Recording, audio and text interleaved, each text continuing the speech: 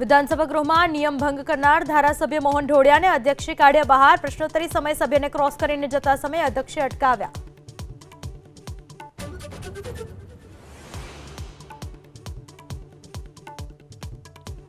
ખેડૂતોમાં આક્રોશ. ગીર સોમનાથના તાલાલામાં બાગાયતી વિભાગે સરકારમાં રજૂ કરેલા અહેવાલ સામે વિરોધ. ફરી સર્વે કરવા ખેડૂતોની માંગ.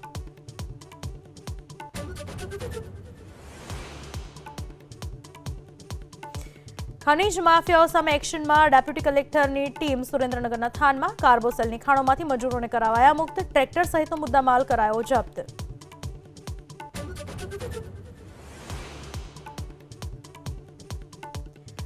બે બોગસ તબીબ ઝડપાયા. ભાવનગરના ઘોઘામાં ડિગ્રી વિના દર્દીઓના આરોગ્ય સાથે કરતા હતા ચેડા.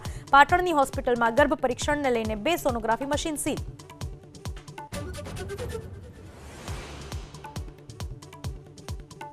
પીઓકેને લઈ યુએનમાં ભારતનો પાકિસ્તાનને સ્પષ્ટ સંદેશ. પાકિસ્તાને ગેરકાયદે કબજામાં રહેલું પીઓકે ખાલી કરવું જ પડશે ના ભારતના રાજદૂત પી હરીશનો દાવો.